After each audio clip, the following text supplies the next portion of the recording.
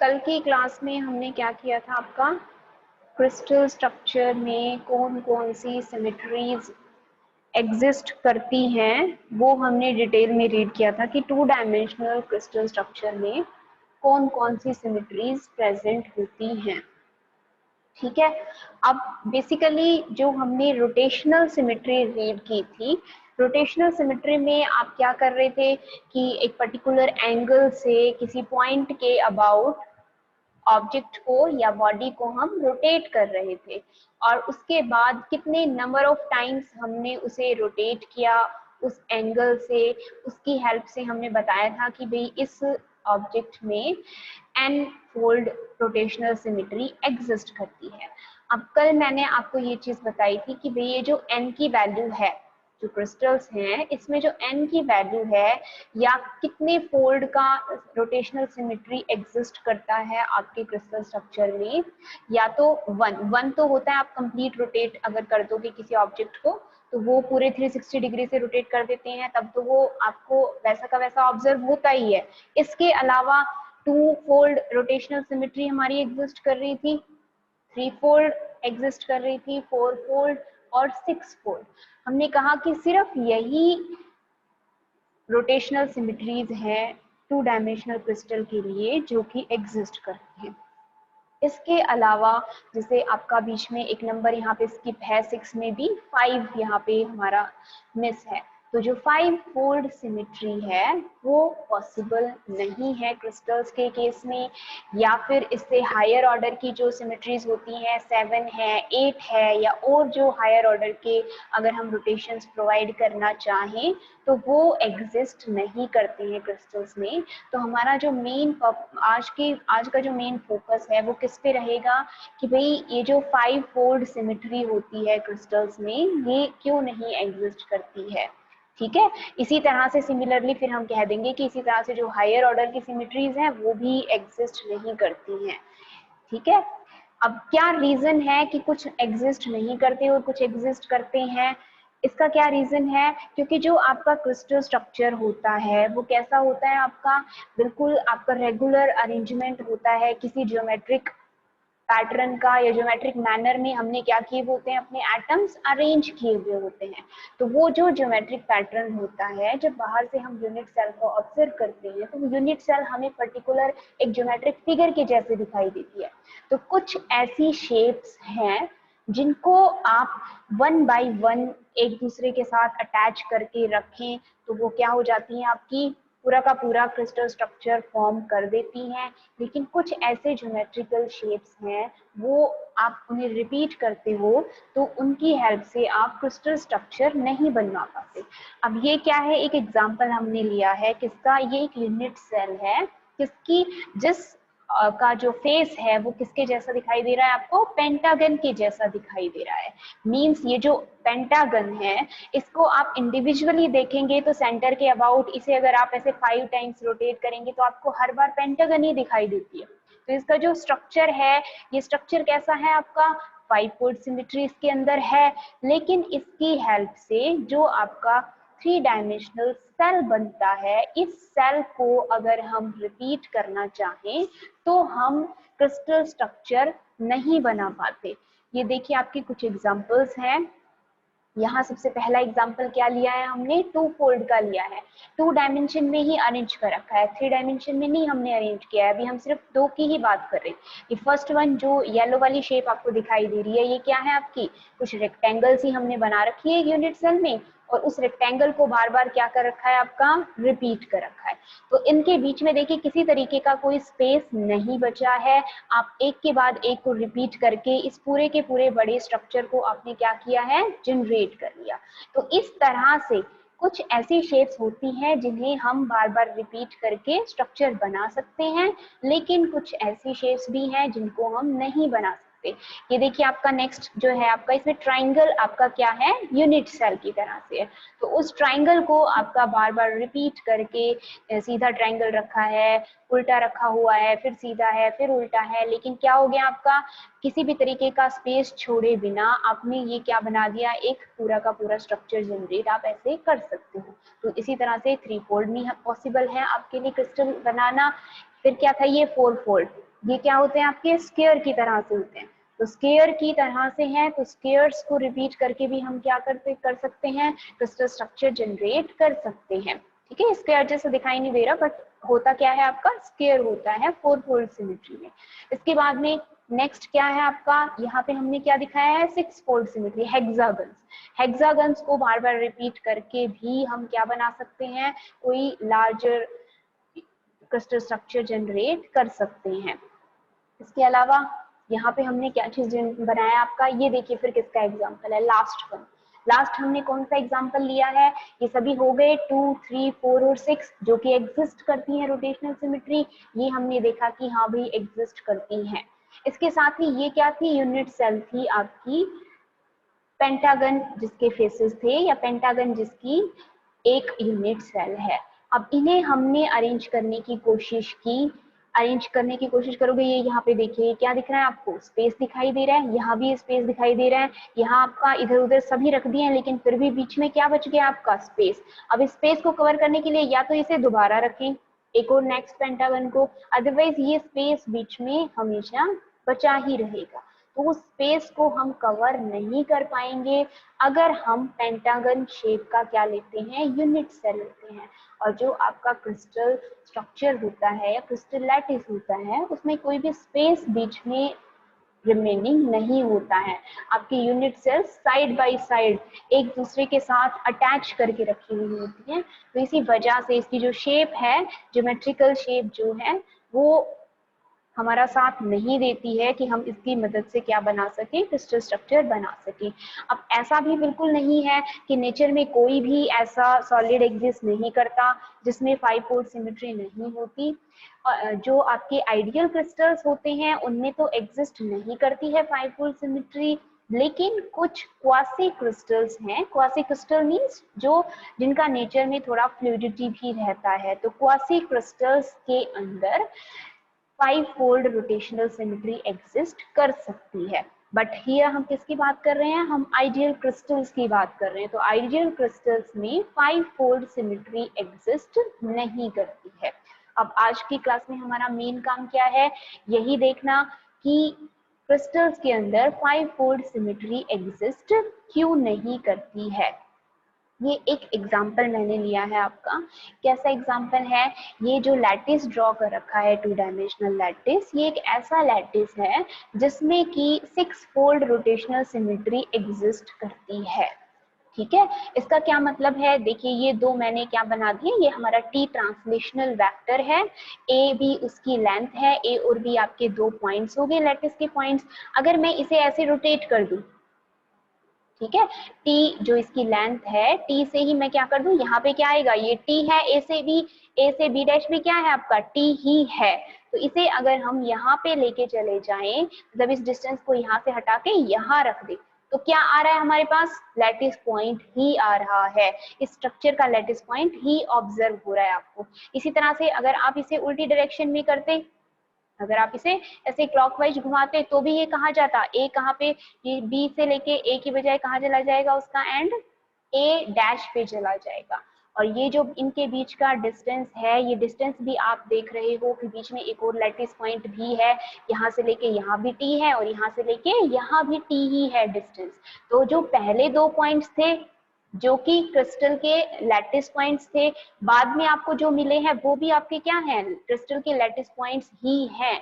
अगर क्रिस्टल में कोई सिमेट्री एग्जिस्ट कर रही है तो यहाँ हम कह रहे हैं कि 6 फोल्ड सिमेट्री इसमें एग्जिस्ट करती है। आप पूरा हेक्सागन ऐसे कंप्लीट कर सकते हो इसको बार बार रोटेट करवा के। ठीक है, तो इसमें आपने मेन चीज देखनी क्या थी कि अर्लियर जो शॉर्टेस्ट डिस्टेंस था किन्हीं भी 2 लैटिस पॉइंट्स के बीच में, अब आपके पास जो भी अचीव होंगे लैटिस पॉइंट्स, उनके बीच का जो सेपरेशन है वो क्या है, उस शॉर्टेस्ट डिस्टेंस के किसी मल्टीपल में है, देखिए 2 टाइम्स है ये।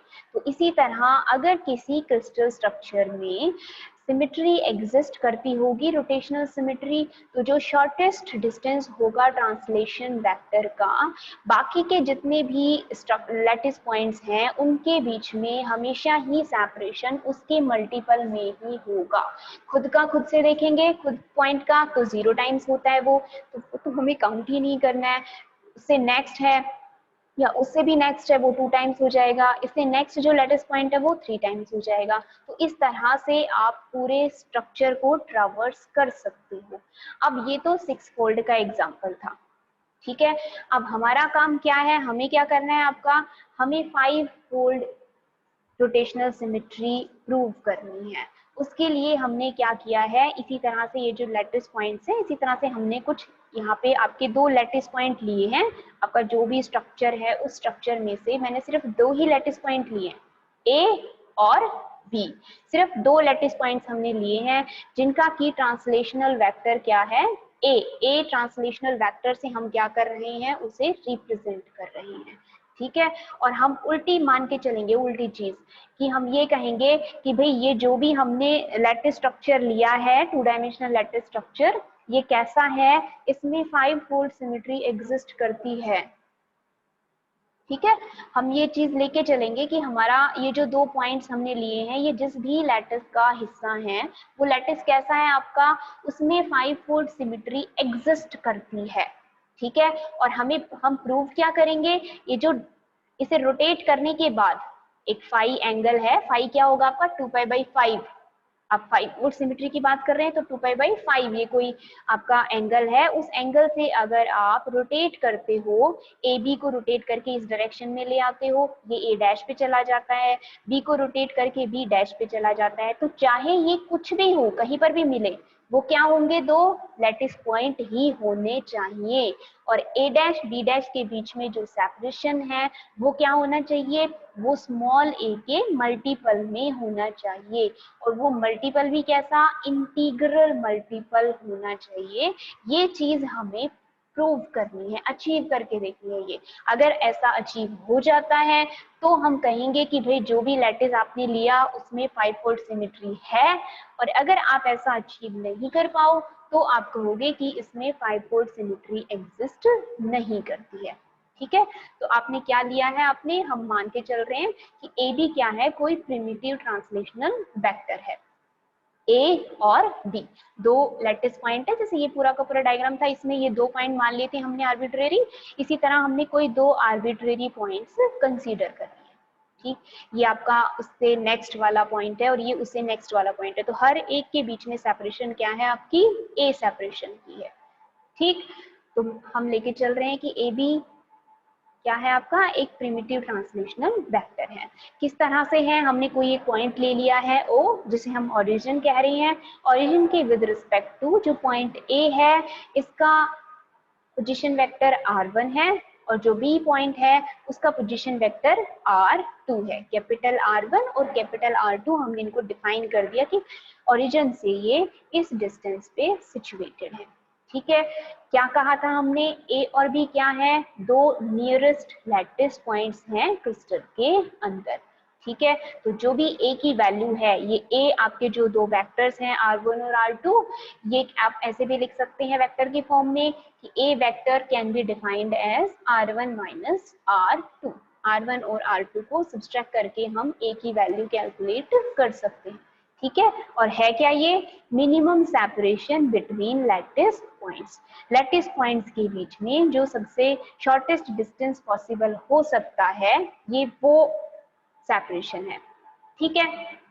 अब इसके बाद जो मैंने आपको बात पहले एक बार समझा दी है ना, अब वही चीज हमने आपकी प्रूव करके दिखानी है। अब हमने मान लिया कि कोई एक लाइन है, कोई हमने लाइन कंसीडर कर ली जो कहाँ से पास हो रही है, ए पॉइंट से पास हो रही है, ठीक है।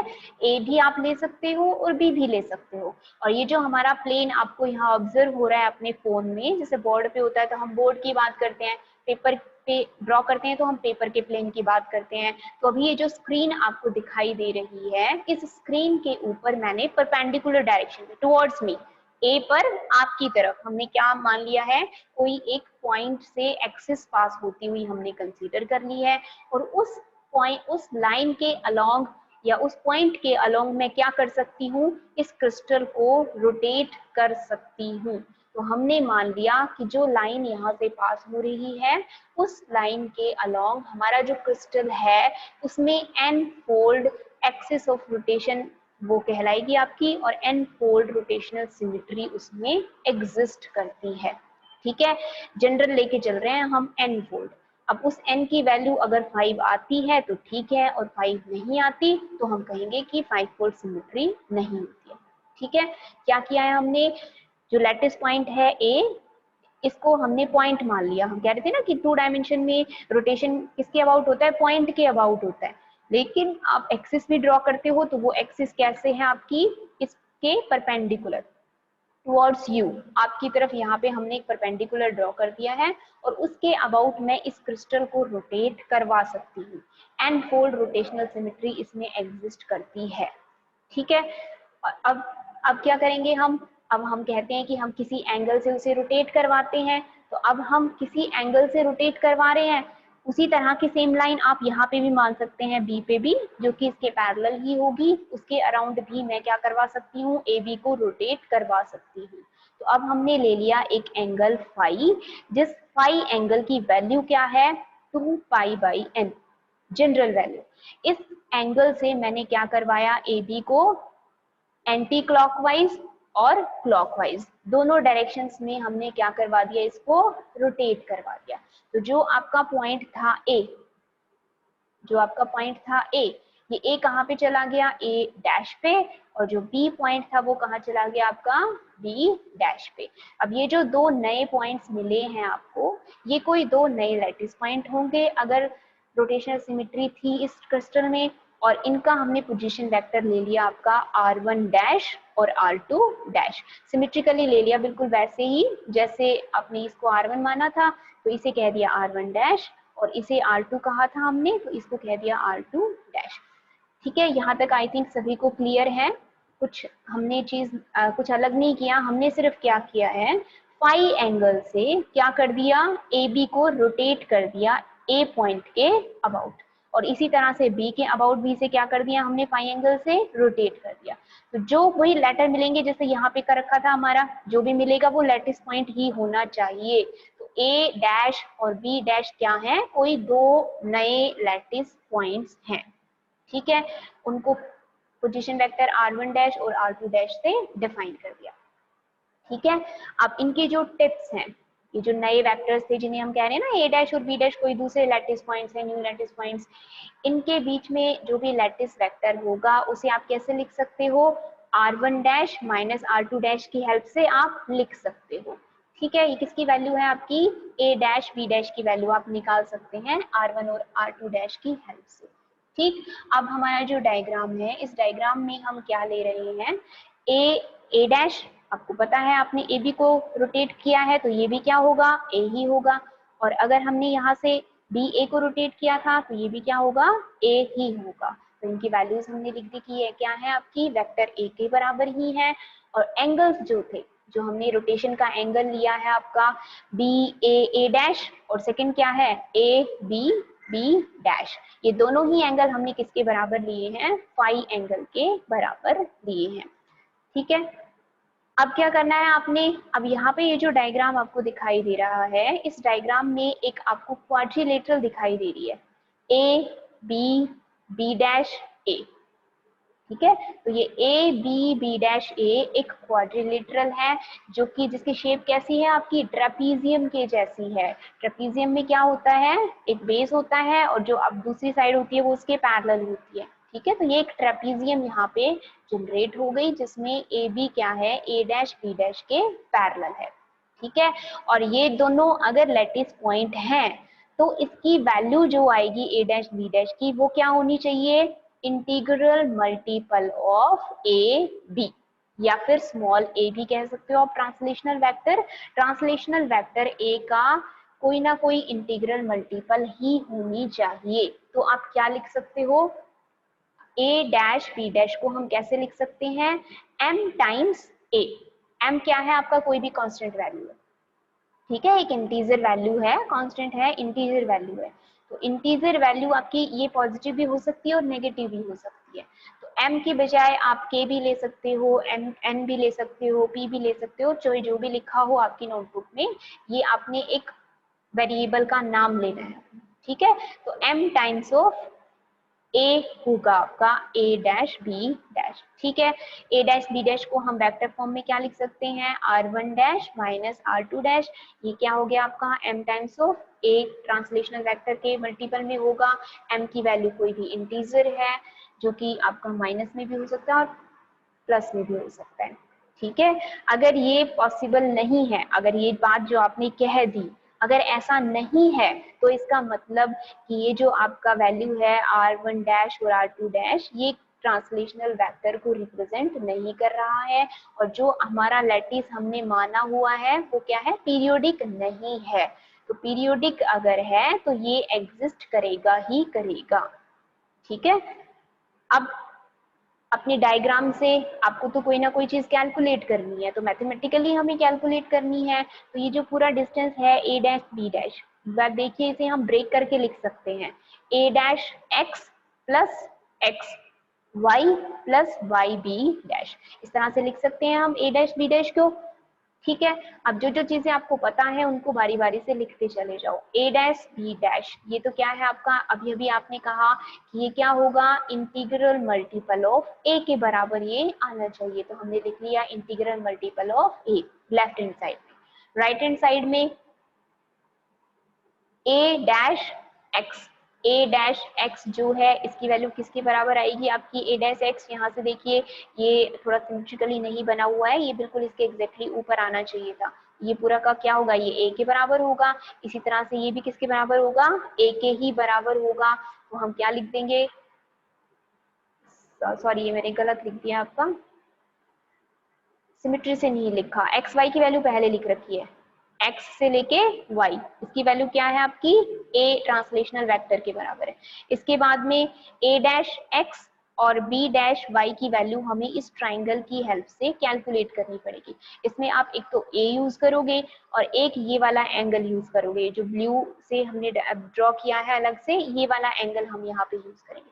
ये जो कंप्लीट एंगल था ये तो क्या था हमारा फाई के बराबर था, तो ये जो रिमेनिंग एंगल बच गया है ये आप कैसे निकाल सकते हो, ये एंगल हमारा 90 डिग्री का है, तो ये रिमेनिंग क्या रह गया, कंप्लीट एंगल में से 90 डिग्री को हम सब्सट्रैक्ट कर देंगे, तो ये हमारा रिक्वायर्ड एंगल आ जाएगा phi minus pi by 2।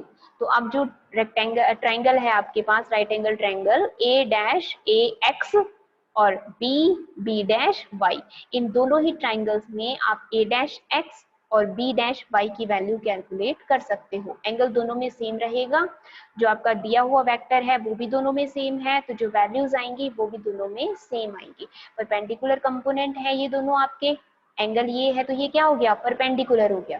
Perpendicular की वैल्यू कैसे लिखते हैं आप, साइन ऑफ एंगल की फॉर्म में लिखते हैं, तो A sine phi minus pi by 2, और इसी तरह से जो नेक्स्ट वाली वैल्यू है इसे भी क्या लिख दोगे, A sine phi minus pi by 2, ठीक है। ये जो नीचे मैंने लिखा है ये थोड़ा गलत मैंने लिख दिया, एक्स वाई की वैल्यू पहले लिखी है, ए डैश एक्स सेकंड है और वाई डैश पी आपका थर्ड नंबर पे है, ये एक बार प्लीज चेक कर लीजिएगा। इसके बाद में इसे थोड़ा सा सॉल्व करते हैं। लेफ्ट हैंड साइड में हमारे पास क्या था, m टाइम्स ऑफ a, इधर दोनों सेम थे तो हमने क्या लिख दिया, 2 times of a sine phi minus pi by 2। इसको sine phi minus pi by 2 को आप पाई बाई 2 माइनस फाई में भी कन्वर्ट कर सकते हो, और sine pi by 2 minus phi किसके बराबर होता है आपका, कॉस फाई के बराबर होता है। बट हमने इधर से नेगेटिव भी कॉमन लिया होगा तो यहाँ पे क्या आ जाएगा, नेगेटिव बाहर आ जाएगा। इसको सॉल्व कर लेना अपनी कॉपी में, अगर नहीं होता है तो मुझसे पूछ लीजिएगा। इसको पहले करेंगे पाई by 2 minus five, pi by 2 minus five it means sign minus theta हो जाएगा, माइनस थीटा से माइनस का बाहर चला जाएगा, और उसके बाद में आप इस टर्म को क्या लिख दोगे, 2 times of cos of phi लिख दोगे। तो ये a आपने कॉमन ले लिया इसमें से, तो ये किस में कन्वर्ट हो गया, a into 1 minus 2 cos phi में कन्वर्ट हो गया, ठीक है। अब यहाँ से a तो दोनों तरफ कॉमन है आपका, लेफ्ट हैंड और राइट हैंड साइड में। हमने क्या कर दिया, m की वैल्यू को लिख लिया कि m किसके बराबर आ गया आपका, 1 माइनस 2 कॉस फाई के बराबर आ गया। अब यहाँ से आपके पास दो चीजें हैं, एक तो एंगल है फाई और दूसरा है ये इंटीग्रल वैल्यू। आपको कॉस फाई की वैल्यूज पता है, जो स्टैंडर्ड वैल्यूज होती है ना कॉस फाई की, वो हमें पता है। -1 से लेके +1 के बीच में एग्जिस्ट करती है। तो ये चीज हमें नॉन है, cos phi नॉन है, इसलिए हमने इसको एक तरफ रख लिया, बाकी की जो भी चीजें थी उन्हें दूसरी तरफ रख लिया। तो cos phi can be written as 1 - m divided by 2। ठीक है, अब इसकी वैल्यू क्या होनी चाहिए आपकी, less than equal to 1। Mod आपने अप्लाई कर दिया है, इसलिए नेगेटिव की तो हम बात कर ही नहीं रहे, हम किसकी बात कर रहे हैं, सिर्फ +1 की बात कर रहे हैं। ठीक है, तो क्या होनी चाहिए इसकी वैल्यू, हमेशा ही या तो 1 के बराबर हो या 1 से कम हो। ठीक है, क्यों ऐसा होगा, क्योंकि cos phi की जो वैल्यू है वो लेस देन इक्वल टू 1 के बराबर होती है। ठीक है, अब इस इक्वेशन को सेटिस्फाई करवाने के लिए आप m की कोई भी वैल्यू पुट कर सकते हो, क्योंकि ये इंटीजर था, हम इसमें कोई भी वैल्यू पुट कर सकते हैं, लेकिन ये जो इनइक्वालिटी आपने लिखी है, साथ ही साथ वो इनइक्वालिटी भी क्या होनी चाहिए, सेटिस्फाई होनी चाहिए उस पर्टिकुलर m की वैल्यू के लिए। ठीक, तो जितने सारे आपके पास नंबर्स हैं इंटीजर्स, उन इंटीजर्स को आप बारी बारी से पुट करोगे, उसके बाद चेक की जाएगी बात कि भाई किस किस के लिए इसकी वैल्यू लेस देन 1 है। तो उनमें से सिर्फ ये वैल्यूज हैं, या तो हम इसे -1 पुट करते हैं, या 0 पुट करते हैं, 1 रखते हैं इसकी वैल्यू, या 2 रखते हैं, या 3 रखते हैं। सिर्फ इन्हीं 5 वैल्यूज के लिए आपकी कंडीशन सेटिस्फाई होती है, बाकी सबके लिए कंडीशन सेटिस्फाई नहीं होती।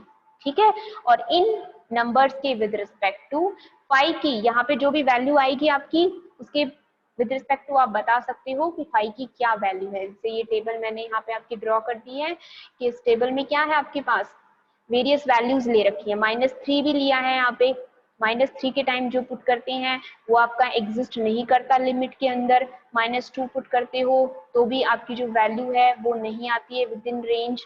ये एंगल होता है आपका फाई, -1 जब पुट करते हैं तो cos phi की वैल्यू ये आएगी। ये किस एंगल के लिए होती है, 2π/3 के लिए होती है। It means three fold symmetry. Earlier में क्या था आपका 180 डिग्री, 180 डिग्री में क्या थी आपकी 2-फोल्ड सिमेट्री एग्जिस्ट करती थी। तो जब m की वैल्यू ये फिर हमारा 1/1 इसको चेक कर लीजिए, 0 होता है तो π/2। आप खुद से इसको बना के देखेंगे एक बार, m की वैल्यूज पुट करेंगे और चेक करेंगे कि cos phi की value less than equal to 1 आती है या फिर नहीं आती। जहां तक आती है सिर्फ वहीं तक ही वैल्यूज आपने एग्जिस्ट करेंगी आपकी, और जहां नहीं आएगी वहां एग्जिस्ट नहीं करेंगी। ठीक है, ये टेबल अपनी खुद से बनाइएगा कॉपी में। ठीक, अब जो भी आपकी कंडीशन थी, आप शुरुआत में ये कह के चले थे कि फाई एंगल से हम रोटेट कर रहे हैं, और उस फाई एंगल के लिए वो पर्टिकुलर रोटेशनल सिमेट्री उसमें एग्जिस्ट करती है। तो आपने देखा कि उसमें क्या है, आपकी 2 आ रहा है n की जगह पे, या फिर 3 आ रहा है n की जगह पे, या 4 आ रहा है, यहाँ पे 6 आ रहा है, और यहाँ पे 1 आ रहा है। तो n की सिर्फ यही वैल्यू एग्जिस्ट करती है, 5, 7, 8, 9 या फिर उससे हायर ऑर्डर के जो वैल्यूज हैं फोल्ड सिमेट्रीज के, वो एग्जिस्ट नहीं करते। तो कंडीशन नहीं सेटिस्फाई होती, तो जो चीज हमने मानी थी वो हमारी क्या है, सही नहीं है। तो 5 फोल्ड सिमेट्री क्रिस्टल्स में एग्जिस्ट नहीं करती है। ठीक है, आपका डायग्रामेटिकली ये चीज समझा भी रखी है, बुक में भी आपको बना के दिखाया हुआ है कि जो भी आपके पेंटागन्स हैं, 5 फोल्ड सिमेट्री का मतलब क्या हो गया, ये एक इंडिविजुअल पेंटागन अगर हम अलग से ले लें तो इसका मतलब ये क्या हो गया, यूनिट सेल हो गई। तो ये जो शेप है ये खुद तो इसके सेंटर के अबाउट सिमेट्रिकल है, लेकिन जब आप इसे 2 डायमेंशनल लैटिस की फॉर्म में रखने लगते हो तो बीच में गैप्स आपके आ जाते हैं। इन गैप्स को हम किसी भी तरह से फिल नहीं कर सकते। ठीक है, आइडेंटिकल शेप से फिल नहीं कर सकते, कोई दूसरी शेप हमें यहाँ लगानी पड़ेगी, तो वो अलाउड नहीं होती है। तो इसी वजह से ये जो प्रॉब्लम है, ये एरे हमारा कंप्लीट नहीं हो पाता, इसीलिए 5 फोल्ड सिमेट्री एग्जिस्ट नहीं करती है। ये मैंने आपको बता दिया कि जो एरे है खुद जो है इसमें तो 5 फोल्ड सिमेट्री रोटेशनल सिमेट्री है, लेकिन बार बार जब हम इसे रखते हैं वो ट्रांसलेशनल सिमेट्री नहीं बन पाती। एक से जब हम दूसरे में जा रहे हैं उसको क्या कहते हैं, ट्रांसलेशनल सिमेट्री। और खुद के साथ अगर हम अप्लाई करते हैं तो उसके ऊपर तो अप्लाई हो रहा है 5 फोल्ड सिमेट्री, बट एक यूनिट सेल से दूसरे यूनिट सेल में जब मूव कर रहे हैं तो यहाँ से जब यहाँ जाएंगे तो यहाँ क्या होगा, ये गैप बीच में प्रेजेंट रहेगा। तो इन गैप्स की वजह से पेंटागन्स की हेल्प से हम कंप्लीट क्रिस्टल स्ट्रक्चर नहीं बना सकते। तो ये आपका एक बहुत इंपॉर्टेंट टॉपिक था, 5 फोल्ड सिमेट्री एग्जिस्ट नहीं करती है क्रिस्टल्स में। ठीक है, सिमिलरली इसी तरह से आप कह सकते हो कि जो 8 फोल्ड सिमेट्री है, आप ऑक्टागन्स की हेल्प से बना के देखोगे इसे, तो ऑक्टागन्स से भी हमें नहीं मिल पाती है, बीच में गैप्स रहते हैं। या आप 9 अगर लेके चलें, यूनिट सेल में 9 अगर आपके पास वो हैं साइड्स हैं, तो उसे बनाएं तो